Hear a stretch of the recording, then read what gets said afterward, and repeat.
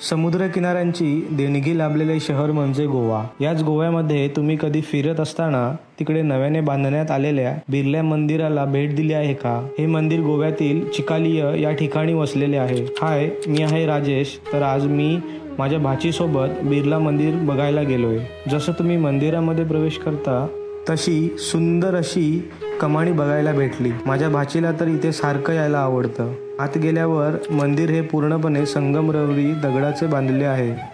तसेच आतीव कोरीव काम हे अविश्वसनीय आणि खूपच भारी वाटते। जसं तुम्ही मंदिराच्या मुख्य प्रवेशद्वारातून प्रवेश करता तसा आपल्याला भव्य असा परिसर बघायला भेटतो आणि आतमध्ये केलेली विद्युत रोषणाई आपल्या डोळ्यांचे पारणे फिटून जाते।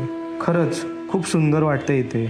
तसं बघायला गेलं तर हे मंदिर श्री राधाकृष्णाला समर्पित आहे, पण मंदिराच्या गाभाऱ्याच्या मध्यभागी प्रभू श्रीरामांची माता सीताबरोबर लक्ष्मणाची ही सुंदर अशी मूर्ती आहे। त्याच्याच बाजूला भगवान श्री शंकरांची पार्वतीसोबत असलेली संगमरवरी मूर्ती आहे।